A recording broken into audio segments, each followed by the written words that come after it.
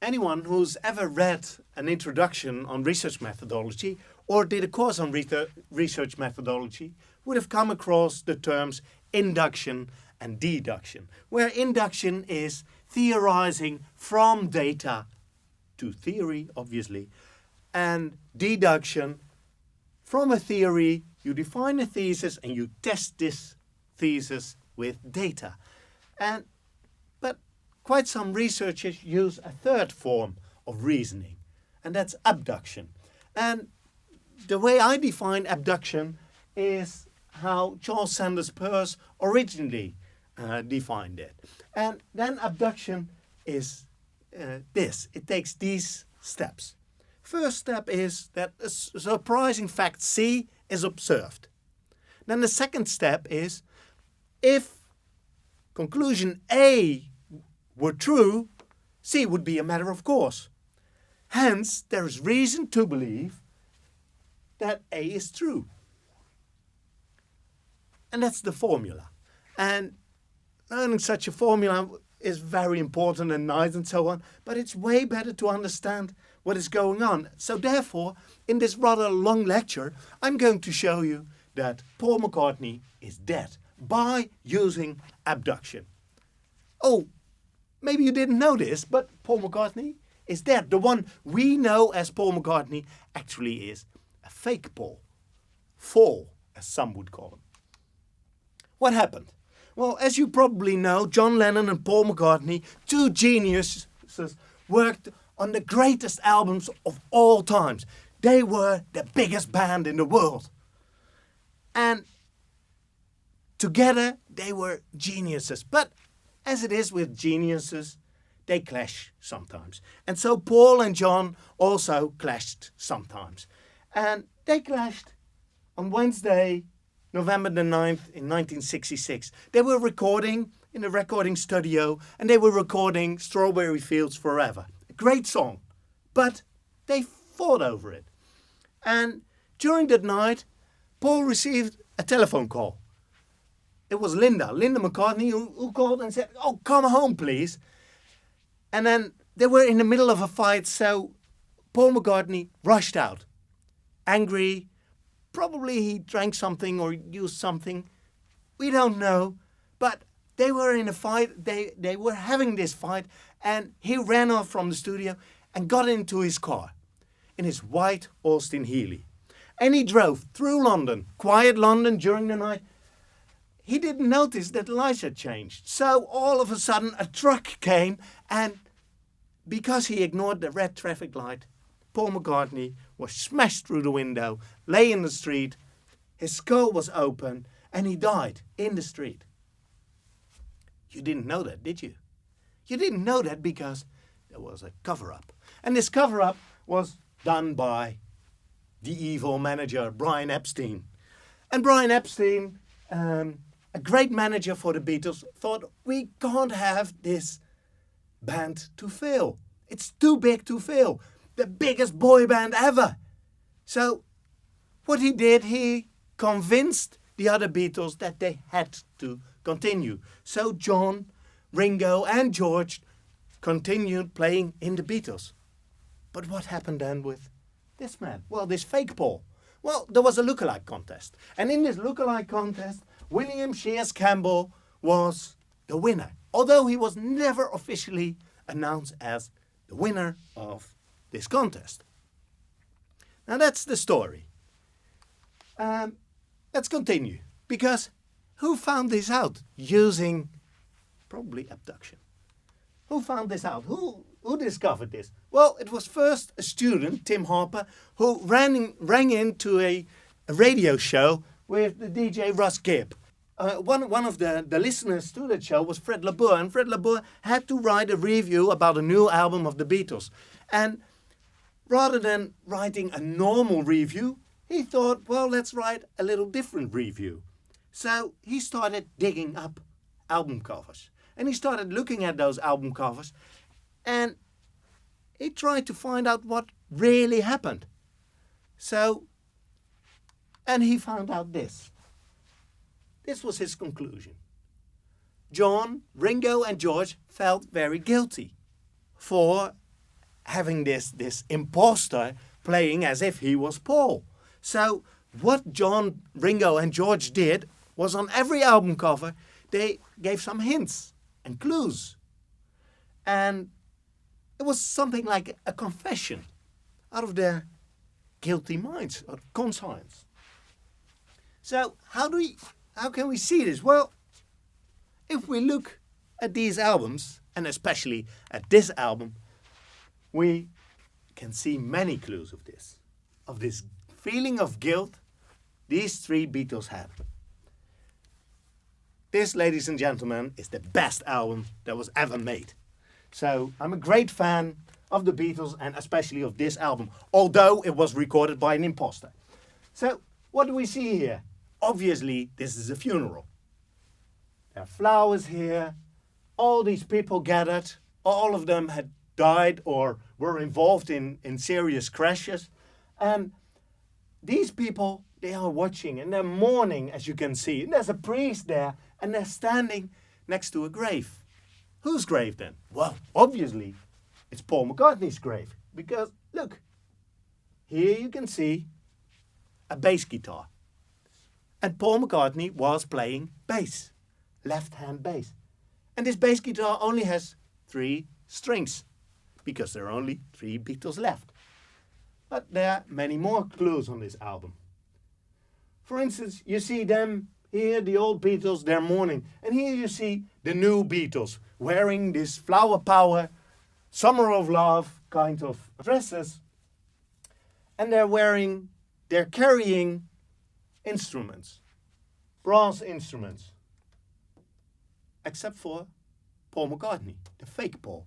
Because he's not carrying a brass instrument, he's carrying a wooden instrument. Because a coffin is made of wood. And brass is used in New Orleans during funeral ceremonies. People make brass music, brass bands play. So they're hinting towards something. But there's much more on this album cover. For instance, rumor has it that Paul McCartney was secretly taken to Liso Cemetery. Be at Liso. It says here, literally, Paul McCartney is at Liso. Some authors say that Paul is written here in this bass as well. But there's more. There's much more to this album cover. For instance, you see Shiva here. Here you see Shiva. And she's pointing with 2 fingers. To Paul and to Paul. The old Paul and the fake Paul. Who's wearing a fake moustache, as you can see. But there's more. For instance, this. If you place a little mirror exactly here, what you will see is this. 1, he, with an arrow, die. So this one is dead. That's right, he's dead. I can make it a little larger. 1, he, little arrow, die. And there's more. Way more. For instance, look at this lovely doll of Shirley Temple. On her lap, there's a white Austin Healey. Didn't I say he was driving a white Austin Healey? Well, there it is, the white Austin Healey, on the lap of Shirley Temple. But besides Shirley Temple, you can see here driver's gloves. And not just ordinary driver's gloves. No, the type Paul McCartney was wearing. Actually, it were the ones Paul was wearing when he got involved in this accident. Because you can see the bloodstains on it. So it's a funeral with many clues and many hints. Paul McCartney is the only Beatle on several albums who is depicted with a hand above his head. All other Beatles and all other photographs, there are no other Beatles with a hand above their head. The only one who receives the blessing is Paul. And just behind the hand, you can see the face of the author Jerome K. Jerome. And he wrote a book or a story about 3 men in a boat. 3 men in a boat, some sort of shipwreck. And they acted as if the 4th man was still alive, although they ate him. So, Why did they do this? Well, obviously, we know the reason. It looks like something surprising, but it's not if you know that the Beatles acted from conscience. They felt guilty, culpable. So, and there are more clues. Inside of this album, you can see Paul McCartney standing here, officially pronounced dead. He's wearing this sign, officially pronounced dead. And there's more. If we look at the back of the album, it was the first album cover with lyrics on it. And actually, when you read the lyrics and when you listen to the music, you can hear this. Let me introduce to you the one and only Billy Shears. And this Billy Shears, William Shears Campbell. He's introduced on this album. This album with their weird name, Sgt. Pepper's Lonely Hearts Club Band. Who comes up with this? The fake Paul, obviously. Or the old Beatles, feeling with conscience. And then, literally, they describe the accident. He blew his mind out in a car. He didn't notice that the lights had changed. A crowd of people stood and stared. They'd seen his face before, but nobody was really sure if he was from the House of Lords. Well, that's a typical John Lennon type of joke. We are from the House of Lords. So, and there's more. If you read from this side to that side, just over the columns, you read this. Somebody calls you, you answer quite slowly while dying in the street. Wednesday morning at 5 o'clock, the time of the accident, as the day begins. And life flows in, within you and without you. And you're on your own. You're in the street. You see, it's actually on the album. They really say it. There are more clues. There are many more clues. For instance, if you look at this famous album, you know this album because it's been parodied so often. It's Abbey Road. Where we had this funeral before, now we see they're marching to the funeral. This is a funeral procession. And who's in front? Well, obviously, the priest, John Lennon. And there we see Ringo Starr, the Undertaker. Here we see the deceased. We'll talk about him. And here we see a working class hero, the gravedigger. The one who's always the last one at the grave. The one who's digging in. How do we know that Paul is the dead one here? Well, we can see it because he's not wearing shoes. Dead people are not wearing shoes, are they? Do they need shoes?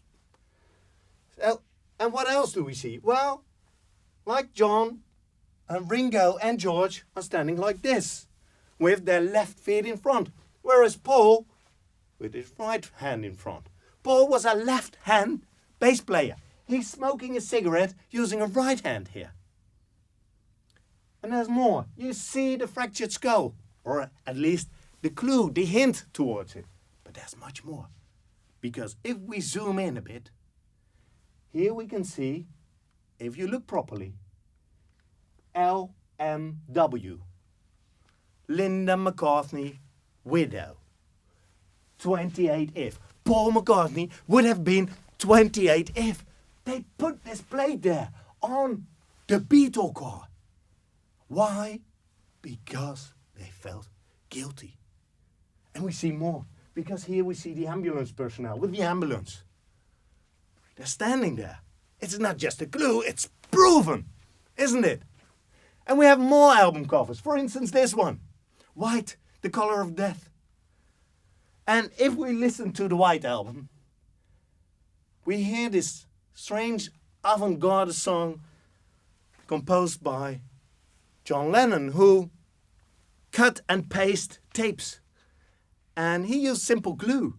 And he played tapes backwards in order to create all kinds of sound effects. And this song is called Revolution Number 9. And it sounds like this. Number 9, number 9, number 9, number 9, number 9, number 9, number 9, number 9. And this song continues for about 8 minutes. A bit weird, avant-garde. But if we use the same technique as John Lennon did when he produced this song, we hear this.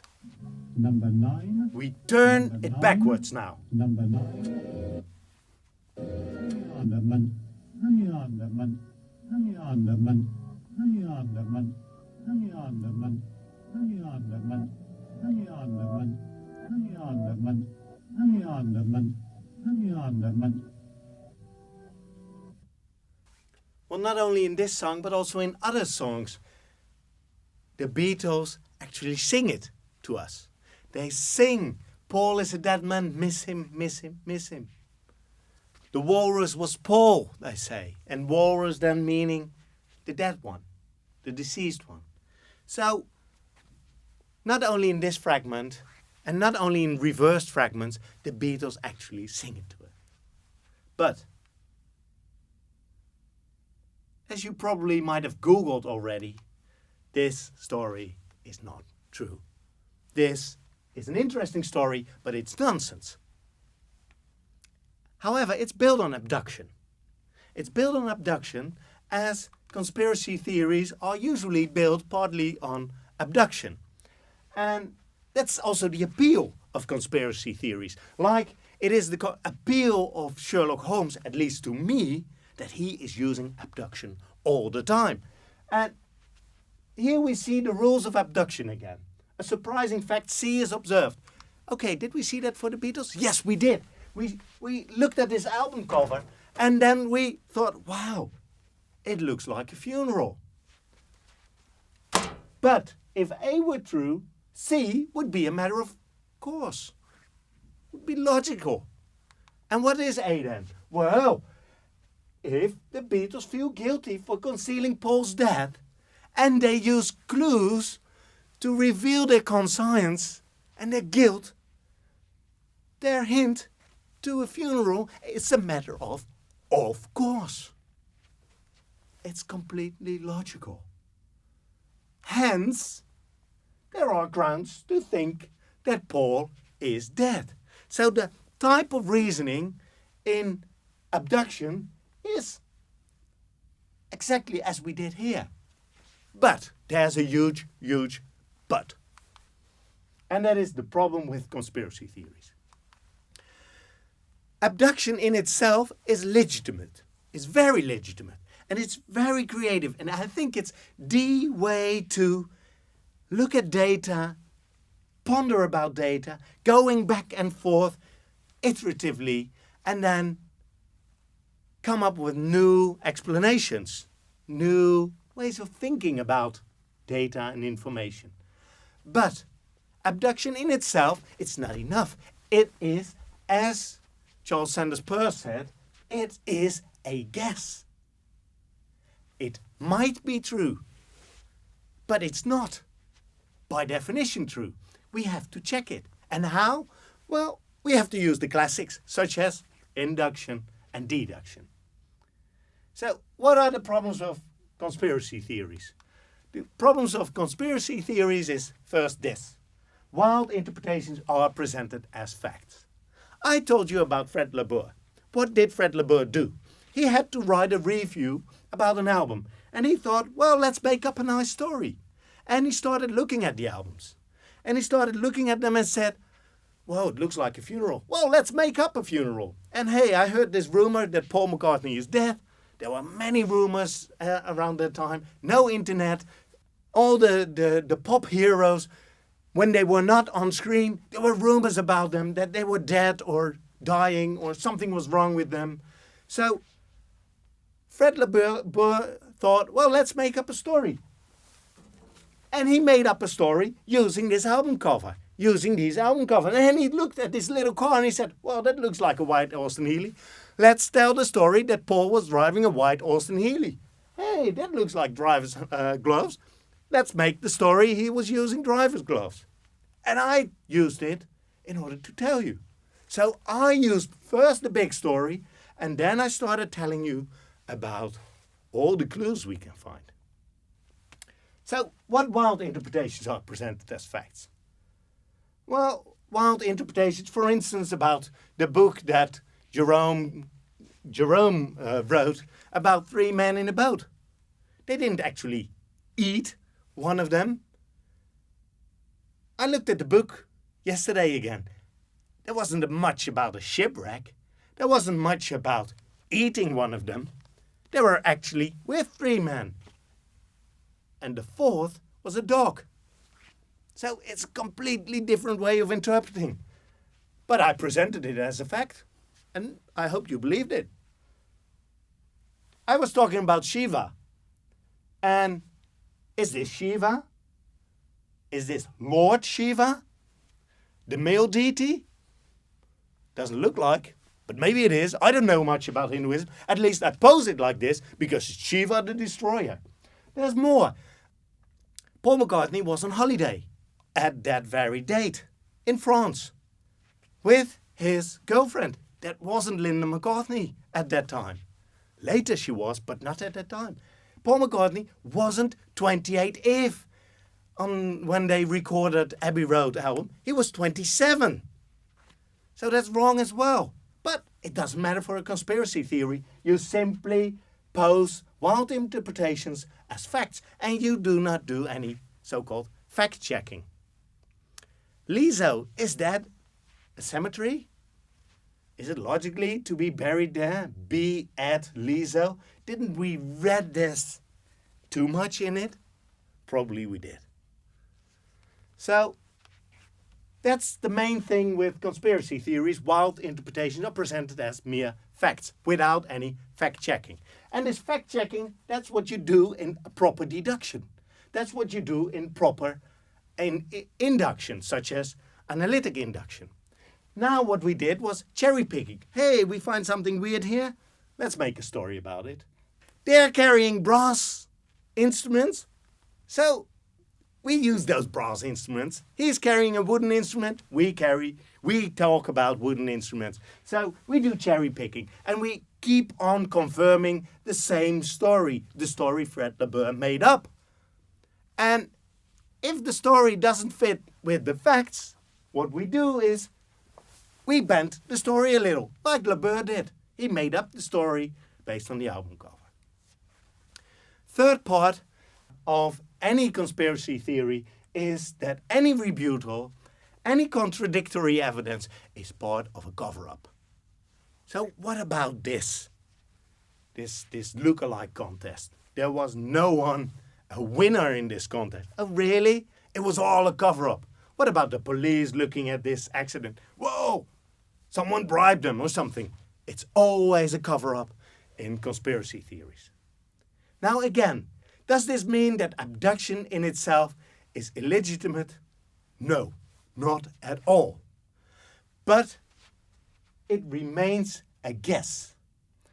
And to show a positive example, I would like to show that in a famous book by Max Weber, The Protestant Ethics and the Birth of Capitalism, he writes about the Protestant ethic and the birth of capitalism. And why? Because he thought, well, it's very interesting to see that capitalism has grown up or come to existence in countries where a majority of the population was more or less Calvinistic and had a Protestant ethic of a calling for the afterlife.